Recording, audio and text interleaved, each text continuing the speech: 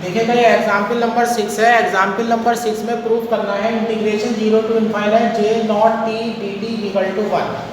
जे not जो होता है हमारा एक बेसल फंक्शन होता है जो जीरो ऑर्डर का होता है। सबसे पहले मैं Bessel order of zero function जो जीरो ऑर्डर का जो बेसल फंक्शन है वो लिखूंगा, फिर मैं उसका लाप्लास लूंगा। जब लाप्लास लिया जाएगा तो उसका हमारा रिजल्ट आएगा। उस लाप्लास को इंटीग्रेशन की टर्म्स में खोल दूंगा, e to the power minus P t से मल्टीप्लाई होगी। e to the power minus P t से जब मल्टीप्लाई होगी तो p की जगह हम जीरो रख देंगे और हमारा इंटीग्रेशन जो है वो तैयार हो जाएगा। ये वी है, ये फार्मूला आप ध्यान रखना, ये चैप्टर अभी आगे आएगा। J zero T equal to होता है 1 minus t square upon 2 square plus t to the power 4 upon 2 square 4 square. ये हमारा बेसल फंक्शन कहलाता है जीरो ऑर्डर का। ये अभी हमारा बेसल फंक्शन चैप्टर अभी आगे आ रहा है। अब हम इसका लाप्लास लेने जा रहे हैं। तो Laplace of J zero t is equal to Laplace of 1 minus 1 upon 2 square Laplace of t square Laplace of t square plus 1 upon 2 square 4 square Laplace of t to the power 4। यहाँ हमने linearity लगा दी है अपनी, ठीक है बेटा। अब यहाँ पर हम फार्मूला यूज करने वाले हैं, क्योंकि Laplace of t to the power n is equal to gamma n plus 1 upon T to the power n plus 1। अब यहाँ पर देखिएगा पावर में 2 है 4 है तो ये सारे इंटीजर हैं, तो ये हमारा हो जाएगा factorial n upon T to the power n plus 1। अब हमारी वैल्यू आ जाती है Laplace of g zero t 1 upon t हो जाता है माइनस 1 अपॉन 2 स्क्वायर, यहाँ टी स्क्वायर है तो ये हो जाएगा फैक्टोरियल 2 हो जाएगा अपॉन टी क्यूब हो जाएगा प्लस 1 अपॉन 2 स्क्वायर 4 स्क्वायर, ये हो जाएगा factorial 4 upon T to the power 5 dot dot. यहाँ से 1 अपॉन टी हमारा कॉमन आ जाता है, 1 माइनस 2 से 2 कैंसिल हो जाएगा तो ये हो जाएगा 1 अपॉन 2 टी स्क्वायर प्लस। अब देखिएगा यहाँ पर फैक्टोरियल 4 है तो फैक्टोरियल 4 में 1 2 3 4 आएंगे तो 8 2 4 यहाँ से कैंसिल आउट हो जाएगा, ये हो जाएगा 1 3 2 4 1 upon T to the power 4। अब ये मेरा एक्सपेंशन तैयार हो गया है, क्योंकि 1 plus X to the power minus half expansion है हमारा 1 minus 1 upon 2 X plus 1 3 upon 2 4 X square that is dot dot. ये आप एक्सपेंशन आप यूज करिएगा तो आपकी वैल्यू बन जाती है 1 अपॉन टी और ये हो जाता है आपका 1 plus 1 upon T square whole power minus half है 1 अपॉन टी, ये बन जाएगा p upon under root T square plus 1, T से p कैंसिल हो जाता है तो ये बन जाएगा आपका Laplace of J zero T equal to 1 upon under root T square plus 1।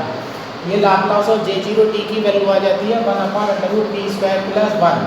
अब इस फार्मूले को आप याद भी रख लीजिएगा, ये फार्मूला भी है ये जो आगे वाले चैप्टर में हम ना बेटा डायरेक्ट यूज करेंगे इसे, तो इसे आप फार्मूले की तरह से ट्रीट करिएगा।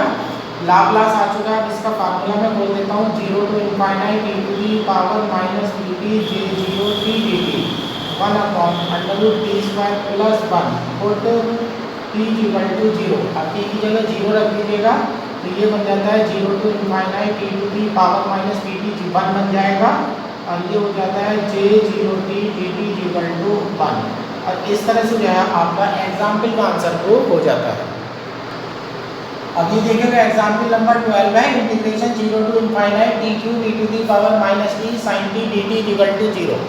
इसका इंटीग्रेशन का रिजल्ट मैं 3 पार्ट में लेकर के आऊँगा। सबसे पहले मैं साइन टी का लाप्लास लूँगा, साइन टी के लाप्लास के बाद मैं थ्योरम अप्लाई करूँगा Laplace of derivative of Laplace की टी क्यूब से मल्टीप्लाई करेंगे तो यहाँ 3 बार p के रेस्पेक्ट में डिफरेंशिएशन हो जाएगा। फिर मैं लाप्लास का फार्मूला खोल दूंगा, लाप्लास का फार्मूला खोलने के बाद p की जगह 1 रख दूंगा, ठीक है ना। अब यहाँ पर सबसे पहले हम लेते हैं चूंकि Laplace of sine T, Laplace of sine T equal to है 1 अपॉन टी स्क्वायर प्लस 1। ये लाप्लास ऑफ हमारे पास साइन टी की वैल्यू आ चुकी है 1 अपॉन टी स्क्वायर प्लस 1। अब मैं फार्मूला यूज कर रहा हूँ Laplace of T cube sign T, ये हो जाएगा minus 1 cube upon D cube upon D T cube Laplace of sine T. अब ये मैंने फार्मूला यूज कर दिया है तो ये हो जाता है माइनस का D upon D cube upon D T cube और ये हो जाता है 1 अपॉन टी स्क्वायर प्लस 1। अब इसका 3 बार डिफरेंशिएशन करिएगा तो ये minus T 2 upon D T square हो जाता है। फर्स्ट टाइम जब आप डिफरेंशिएशन करेंगे तो तो ये पी स्क्वायर प्लस 1 की पावर माइनस के 1 हो जाती है, तो ये हो जाता है minus 2p upon P square plus 1 का whole square. Minus cancel out हो जाता है, 2 बाहर ले लेते हैं, डी अपॉन डी पी। एक बार इसका डिफरेंशिएशन करते हैं डिवाइड रूल से, 2 बाहर आ गया, ये बना है P upon P square plus 1 का होल स्क्वायर। अब मल्टीप्लाई रूल लगा देता हूँ, पी का डिफरेंशिएशन बन जाएगा 1 अपॉन पी स्क्वायर प्लस 1 का होल स्क्वायर, ये वैल्यू बन जाती है मेरी। अब यहाँ डिनोमिनेटर का डिफरेंशिएशन करूँगा, डिनोमिनेटर का डिफरेंशिएशन करूँगा तो यहाँ माइनस का 2 आएगा और पावर 3 हो जाएगी, माइनस का 2 आएगा, जब पी स्क्वायर का डिफरेंशियल होगा तो 2p और आएगा, तो इस तरह से मुझे माइनस का 4p मिलेगा, माइनस का 4p मिलेगा और p मेरे पास पहले से ही है, तो ये हो जाता है माइनस का 4p square upon p square plus 1 to the power Q. अब ये वैल्यू हमारी कन्वर्ट हो जाती है to D upon D P, LCM ले लेते हैं, पी स्क्वायर प्लस 1 बन जाता है माइनस का 4p square upon P square plus 1 का होल क्यूब। अब यहाँ ये बन जाता है 2d अपॉन डी पी, ये डिफरेंशिएशन में मेरा बन जाता है 1 minus 3p square upon P square plus 1 का होल क्यूब। अब देखिएगा 2, अब एक डिफरेंशिएशन और करने जा रहा हूँ मैं, डिफरेंशिएशन पहले इसका न्यूमरेटर का डिफरेंशिएशन कर दीजिएगा, यहाँ पर बन जाता है हमारा ये, चलिए डिवाइड रूल लगा देते हैं, डिनोमिनेटर में हो जाता है P square plus 1 to the power 6 हो जाता है, P square plus 1 to the power cube as it is रहेगा, 1 माइनस 3p स्क्वायर का डिफरेंशिएशन करिएगा तो माइनस का 6p हो जाएगा, माइनस 1 माइनस 3p स्क्वायर। अब ये डिफरेंशिएशन आप करेंगे तो ये हो जाता है 3p स्क्वायर प्लस 1 का होल स्क्वायर हो जाता है। अब अंदर चलिएगा डिफरेंशिएशन करने के लिए, तो अंदर से आपको 2p मिलता है, तो यहाँ पर वैल्यू बन जाती है 2। अब यहाँ से पी स्क्वायर प्लस 1 क्यूब है, यहाँ पी स्क्वायर प्लस 1 का होल स्क्वायर है, यहाँ से डिवाइड मारते हैं तो यहाँ पर हमें मिलता है माइनस का 6p मिलता है, पी स्क्वायर प्लस 1 मिलता है, और ये 3 2 जा 6 हो जाते हैं, प्लस का 6p हो जाता है, 6p और 1 minus 3p square upon P square plus 1 to the power 4 बन जाता है, 6p भी यहाँ से कॉमन आ जाता है, तो ये हो जाता है 12p बन जाता है, 6p बाहर हो जाता है, तो ये बनता है हमारा minus b square minus 1 plus 1 minus 3p square upon P square plus 1 to the power 4। यहाँ से मैंने पी स्क्वायर प्लस 1, 6p यहाँ से कॉमन लिया है तो माइनस पी स्क्वायर माइनस 1 बन जाता है, प्लस का 1 माइनस 3p स्क्वायर बन जाता है। यहाँ कैलकुलेशन में देखिएगा साइन की मिस्टेक हो गई है, 2p और 3 है, 6p है, बाहर माइनस लग रहा है, माइनस 6p बाहर लेते हैं, माइनस का 6p बाहर ले लेते हैं, या 6p बाहर लिया गया है तो पी स्क्वायर माइनस 1 हो जाता है ये, और ये हो जाता है माइनस का 1 प्लस 3p स्क्वायर, तो ये यहाँ से मिल जाता है हमारा 12p मिल जाता है, यहाँ 3p स्क्वायर में से p स्क्वायर जाएंगे 2p स्क्वायर हो जाएगा, माइनस का 2 हो जाता है, तो 12 भी बाहर आ जाता है, 24p बन जाता है, और यहाँ बन जाता है p square minus 1 upon P square plus 1 to the power 4। ये वैल्यू आई है मेरी Laplace of t cube sine t, Laplace of sine t cube sine t की वैल्यू आ चुकी है। अब मैं इसमें लाप्लास बोल देता हूँ 0 to infinite e to the power minus t cube sine t dt equal to में हमारा है 24p p square minus 1 upon p square plus 1 to the power 4।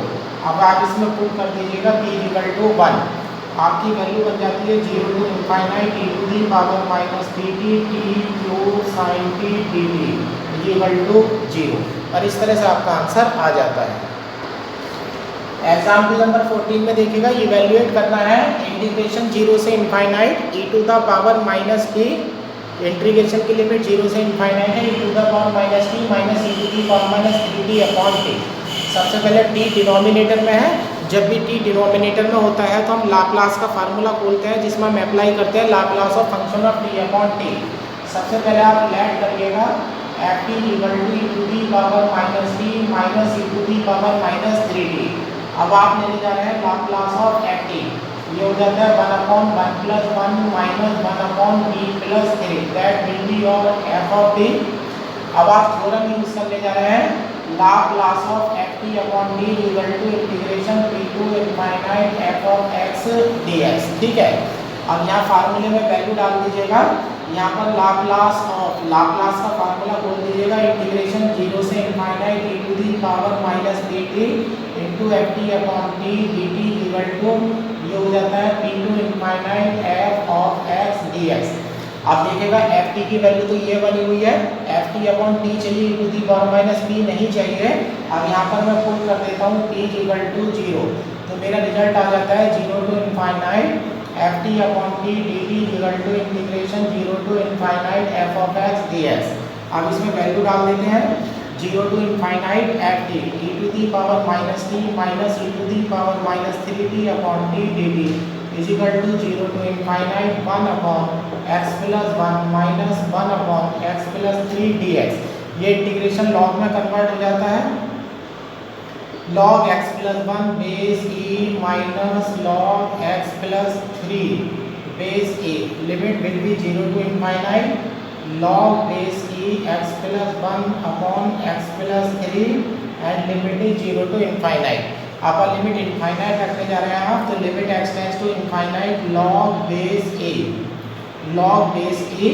अब आप x को डिनोमिनेटर बना करके हटा दीजिएगा जरा इसे, 1 plus 1 upon x 1 plus 3 upon x minus 0 आप डायरेक्ट रख सकते हैं log बेस e 1 अपॉन 3।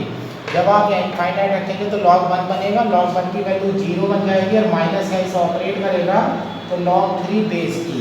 तो आपके इंटीग्रेशन की वैल्यू हो जाती है 0 to infinite e to the power minus T minus e to the power 3t upon T D T equal to log 3 base e। और इस तरह से बेटा आपका एग्जाम्पल 14 का रिजल्ट आ जाता है।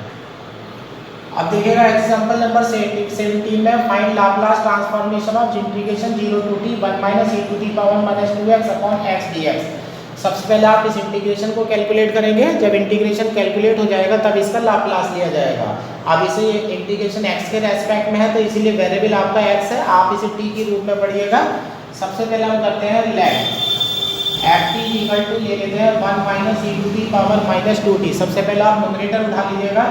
जब आप लाप्लास ऑफ एफ टी लेते हैं तो ये हो जाता है 1 upon T minus 1 upon T plus 2 that will be your F of T. अब हम थ्योरम अप्लाई करने वाले हैं, Laplace of F T upon T. Laplace of F T upon T की वैल्यू हो जाती है Laplace of F T upon T integration हो जाता है बेटा p to infinite f of x dx। Laplace of यहाँ वैल्यू बन जाती है e to the power minus 2t upon t, ये वैल्यू बन जाती है। अब यहाँ इंटीग्रेशन की तैयारी करिएगा p to infinite 1 upon x minus 1 upon x plus 2 dx, ये वैल्यू हो जाती है। जब आप इंटीग्रेशन करेंगे तो log बेस e x हो जाएगा, डिनोमिनेटर में चला जाएगा बेटा x प्लस 2 और लिमिट हो जाती है p टू इनफाइनाइट।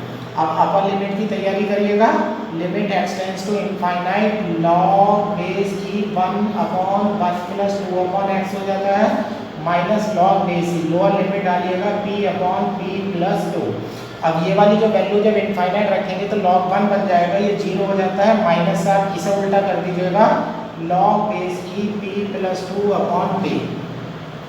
इस तरह से मेरे पास वैल्यू आ जाती है, ये मेरे पास वैल्यू आ गई है Laplace of 1 minus e to the power minus 2t upon t is equal to बन जाता है log base e 1 plus 2 upon p।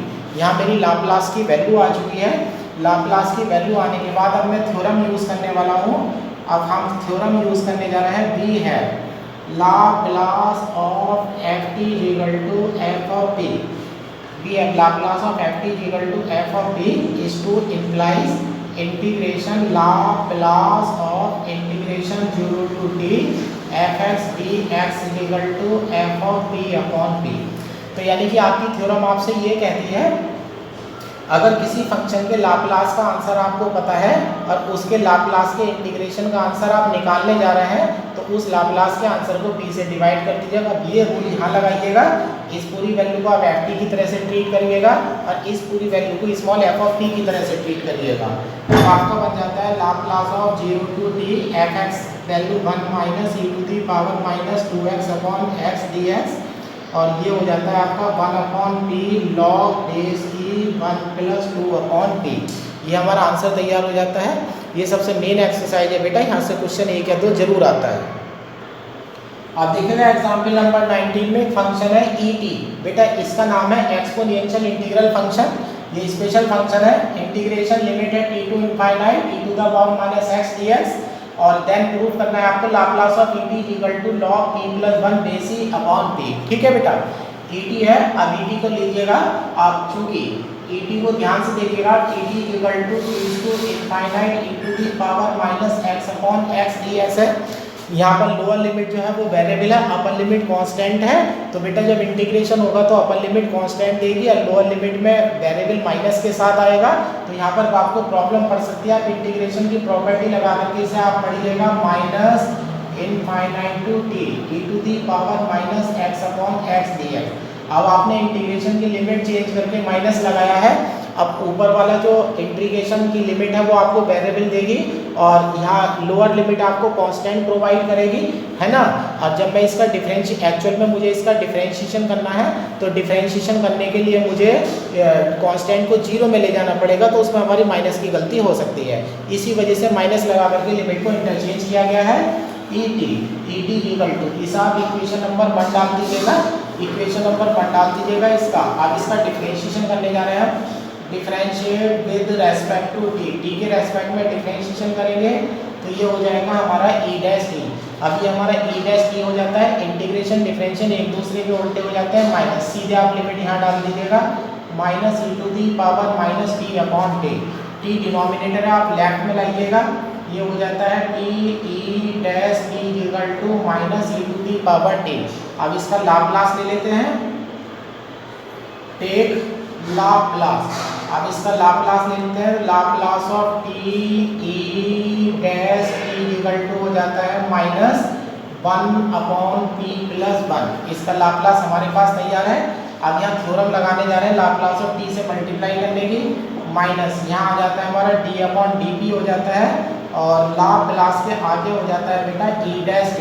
अब यहाँ t से मल्टीप्लाई करने की थ्योरम हमने लगा दी है, is equal to minus 1 upon p plus 1। Minus वाली टर्म हमारी कैंसिल आउट हो जाती है। अब ये हो जाता है d अपॉन dp। अब यहाँ पर लाप्लास ऑफ डेरिवेटिव का फार्मूला बोल दीजिएगा, लाप्लास ऑफ डेरिवेटिव। अब लाप्लास ऑफ डेरिवेटिव में मिलता है आपको t लाप्लास ऑफ et और माइनस e0, ये वैल्यू आपको मिल जाती है, इज इक्वल टू आपके पास है 1 अपॉन p प्लस 1। अब d अपॉन dp को आप अंदर ला करके जा रहे हैं तो आप इसे लिख सकते हैं d upon dp p Laplace of et। ये टर्म, इस वाली टर्म को आप छोड़ दीजिएगा, 1 अपॉन p प्लस 1। इसका रीजन है बेटा, ब्रैकेट में लिख देते हैं, चूंकि e0 इज कांस्टेंट। बेटा जब किसी फंक्शन में कोई न्यूमेरिकल वैल्यू डाल जाती है तो वो कांस्टेंट में कन्वर्ट हो जाता है, कांस्टेंट में जब डिफरेंशिएशन करते हैं तो वो 0 हो जाता है। ठीक है, अब यहाँ d अपॉन dp है, इसका इंटीग्रेशन करते हैं, integrate with respect to t, तो ये हो जाता है p Laplace of et is equal to, इसका 1 अपॉन p प्लस 1 का जब इंटीग्रेशन करेंगे तो आप log p प्लस 1 आ जाएगा, बेस e आ जाएगा और प्लस आ जाएगा कांस्टेंट c। ठीक है बेटा, ये इक्वेशन नंबर मेरी 2 हो जाती है। अब आंसर मेरे से इतनी दूर है, आंसर मेरे से इतनी दूर है जितनी दूर कि मेरा इंटीग्रेशन जो है बचा हुआ है। ठीक है ना। अब इंटीग्रेशन का कांस्टेंट मैं निकालने चलता हूँ। इंटीग्रेशन का कांस्टेंट निकालने के लिए मैं अपनी थ्योरम यूज़ करूँगा, ये फाइनल वैल्यू थ्योरम वी है। अब इसमें फाइनल वैल्यू थ्योरम में यूज़ करने जा रहा हूँ। अब फाइनल वैल्यू थ्योरम में हमारा p लाप्लास ऑफ इधर et है, v है, by final value theorem. Final value theorem में अप्लाई करने जा रहा हूँ। यहाँ पर इसमें जो लिमिट लग जाएगी मेरी t टेंड्स टू इनफाइनाइट लग जाएगी। अब ये हो जाता है मेरा लिमिट, अब यहाँ से मैं लिमिट p f और p की वैल्यू आ चुकी है बेटा, लिमिट। अब फाइनल वैल्यू थ्योरम हम अप्लाई करने वाले हैं। फाइनल वैल्यू थ्योरम में लिमिट t की जो लिमिट होती है वो टेंड्स टू इनफाइनाइट होती है और p की जो लिमिट होती है वो टेंड्स टू 0 होती है। अब हम थ्योरम यूज़ करने वाले हैं limit t tends to infinite, F T की जगह मेरा फंक्शन e चल रहा है तो मैं इसे ई टी डाल देता हूँ और इजिकल टू हो जाता है limit t tends to 0 p Laplace of e T. ठीक है ना। अब इन दोनों वैल्यू को आप यूज़ करिएगा, यूज इक्वेशन 1 एंड 2, 1 और 2 का आप यूज़ करिएगा। आप देखिएगा Laplace of t tends to infinite, अब e t की वैल्यू इक्वेशन नंबर 1 से उठा लीजिएगा, ये हो जाता है माइनस इनफाइनाइट टू इनफाइनाइट और e to the power minus X upon X D X हो जाता है। और लिमिट इधर है बेटा p टेंड्स टू इनफाइनाइट है, limit p tends to limit p tends to 0 है, p Laplace of e t की वैल्यू ये पड़ी हुई है आपकी, तो ये हो जाता है आपका log p plus 1 base e plus c। अब यहाँ से प्रॉपर्टी देखिएगा, डेफिनेट इंटीग्रल की प्रॉपर्टी लगाते हैं। डेफिनेट इंटीग्रल की प्रॉपर्टी में लिमिट बेटा इनफाइनाइट से इनफाइनाइट है, दोनों लिमिट अगर सेम हो जाती है तो वैल्यू 0 हो जाएगी, ये आपका 0 हो जाता है। जब लिमिट आप अप्लाई करते हैं तो log 1 बनता है, log 1 की वैल्यू 0 हो जाती है और प्लस c, तो यहाँ से आपकी c की वैल्यू 0 आ जाती है। अब c की वैल्यू 0 आप इक्वेशन नंबर 2 में डाल दीजिएगा, पुट इन इक्वेशन 2, इक्वेशन 2 में जब c की वैल्यू 0 डालते हैं तो p इधर बन जाता है, तो ये हो जाता है Laplace of e t equal to 1 upon p log p plus 1 base a, और इस तरह से हमारा लाप्लास ऑफ e t तैयार हो जाता है। ठीक है ना। ये फाइनल वैल्यू थ्योरम पर बेस्ड क्वेश्चन था, ये पहला सवाल हुआ है फाइनल वैल्यू थ्योरम पर। इसी तरह से एक क्वेश्चन बेटा इनिशियल वैल्यू थ्योरम पर है, इसमें लिमिट इनफाइनाइट है। अगर इनिशियल वैल्यू थ्योरम का क्वेश्चन अगर होता है तो उसमें लिमिट बेटा 0 से इनफाइनाइट जा रही होती है। अब ये देखिएगा एक क्वेश्चन और है, ये एग्जाम्पल नंबर 20। एग्जाम्पल नंबर 20 में कोसाइन फंक्शन है C T equal to integration T to infinite cos X upon X D X. ये हमारा कहलाता है बेटा कोसाइन इंटीग्रल फंक्शन। ये ध्यान रखना बेटा, कभी कभी एग्जाम में इनका फार्मूला नहीं मिलता है और ये नाम से भी दे देता है। देन आपको वैल्यू प्रूव करनी है Laplace of C T, Laplace of C T equal to value prove करने के लिए कह रहा है log P square plus 1 base E upon 2p। ये वैल्यू आप प्रूव करने जा रहे हैं। अब इस वाले एग्जाम्पल को करने के लिए आप बिल्कुल पीछे वाले एग्जाम्पल की डुप्लीकेट कॉपी तैयार करिएगा। सी टी में देखिएगा वेरिएबल लोअर लिमिट में है, अपर लिमिट कांस्टेंट पड़ी हुई है, तो सबसे पहले आप ये उठाइएगा चूँकि C T equal to minus integration की लिमिट चेंज करिएगा, इनफाइनाइट टू टी हो जाता है cos x upon X D X. इसे मैं इक्वेशन नंबर 1 डाल देता हूँ जो मुझे सबसे लास्ट में काम आएगी। अब मैं इसमें सी टी हो चुका है, अब मैं इसका डिफरेंशिएशन कर देता हूँ, differentiate with respect to T, तो that will be C dash T, integration हट जाएगा और ये हो जाएगा minus cos T upon T. सीधे सीधे एक्स की जगह अपर लिमिट डाल देंगे, इनफाइनाइट वाली टर्म कांस्टेंट होती है तो वो 0 में चली जाएगी, टी इधर लाइएगा, that will be T C dash T equal to minus cos T. अब मैं यहाँ लाप्लास लेने की तैयारी करता हूँ, टेक लाप्लास, तो ये हो जाता है बेटा Laplace of T C dash T minus cos T का लाप्लास मुझे मिल जाता है। मेरा फार्मूला तैयार है p upon P square plus 1। ठीक है बेटा, ये मेरा फार्मूला तैयार हो जाता है। अब मैं क्वेश्चन को आगे बढ़ाता हूँ, अब मैं थ्योरम अप्लाई करने वाला हूँ। जब मैं थ्योरम अप्लाई करूँगा तो लेफ्ट हैंड साइड में देखिएगा t से मल्टीप्लाई हो रही है, तो ये मेरा बनेगा -1 टू द -1 आ जाएगा, d अपॉन डी पी आ जाएगा और Laplace of C dash T बन जाता है। इधर मेरा ऑलरेडी चल रहा है minus P upon P square plus 1। अब ये मेरा -1 और ये माइनस मेरे आपस में कट जाते हैं, d अपॉन डी पी। अब यहाँ मेरा Laplace of derivative formula apply हो रहा है, p Laplace of C T minus C 0 equal to p upon P square plus 1। अब ये d अपॉन डी पी अगर डिफरेंशिएशन करने अंदर जाता है तो यहाँ पर इसे कांस्टेंट मिलेगा, कांस्टेंट का डिफरेंशिएशन 0 हो जाता है, क्योंकि यहाँ लाइन में यही लिख देते हैं क्योंकि C0 इज कांस्टेंट, जो आपका C0 है वो कांस्टेंट है, तो ये आपका मिल जाता है d upon D P P Laplace of C T equal to p upon P square plus 1। अब देखिएगा मैं लेफ्ट हैंड साइड में d अपॉन डी पी है, मैं इसे हटाने वाला हूँ। अब मैं इंटीग्रेट करूँगा, integrate with respect to t, तो ये हो जाता है P log class of C T equal to, इधर हो जाता है integration P upon P square plus 1 D P plus C. अब यहाँ पर 2 डाल दीजिएगा, यहाँ पर 1/2 डाल दीजिएगा। न्यूमरेटर डिनोमिनेटर का डिफरेंशिएशन ऊपर पड़ा है तो लॉग की तैयारी करिएगा। ये बन जाता है P log class of C T equal to 1/2 log basic P square plus 1 plus C, equation number 2। अब ये मेरी वैल्यू बन चुकी है। अब आंसर आने में मेरी सिर्फ इतनी देर है जितनी देर में मेरा सी तैयार होगा। अब मेरा सी वैल्यू तैयार हो रही है बेटा। अब सी वैल्यू तैयार करने के लिए मैं यूज़ करने जा रहा हूँ यूज फाइनल वैल्यू थ्योरम। अब मैं फाइनल वैल्यू थ्योरम यूज़ करने जा रहा हूँ। इसमें लिमिट है t tends to infinite C T equal to limit p tends to 0 p log class of C T. ये देखिएगा चैप्टर भारी जो है तब तक है जब तक आपको फार्मूले याद नहीं हो जाते। अगर फार्मूले आपको एक बार याद हो जाते हैं तो चैप्टर आपको भारी नहीं लगेगा। अब मैं इसमें यूज़ करता हूँ यूज़ इक्वेशन 1 एंड 2। लेफ्ट में माइनस इनफाइनाइट से इनफाइनाइट हो जाता है और ये इंटीग्रेंड है मेरा cos x upon x dx और यहाँ मेरा लिमिट हो जाता है p टेंड्स टू 0। ये वैल्यू यहाँ से उठ जाएगी 1/2 log basic P square plus 1 plus C, ये वैल्यू आ जाती है। इंटीग्रेशन की दोनों लिमिट सेम है, डेफिनेट इंटीग्रल की प्रॉपर्टी से 0 बना देती है। log 1 की वैल्यू 0 हो जाती है प्लस सी इक्वल टू 0 हो जाता है। Put in equation 2। अब इक्वेशन 2 में वैल्यू डाल दीजिएगा बेटा, ई डिनोमिनेटर में चला जाएगा। अब मेरा फार्मूला तैयार हो जाता है Laplace of C T equal to log basic P square plus 1/2t और मेरा रिजल्ट जो है प्रूव हो जाता है। इससे आगे के जो 2 एग्जाम्पल है बेटा वो एरर फंक्शन के एग्जाम्पल है और एरर फंक्शन के एग्जाम्पल में एक्सरसाइज में करा चुका हूँ। तो बिल्कुल एग्जाम्पल नंबर 21 तो उसी पर ही बेस्ड है, 22 और 23 जो है बेटा उसके अगले पार्ट बन जाते हैं और आपकी इस तरह से लाप्लास ट्रांसफॉर्मेशन पूरी हो जाती है।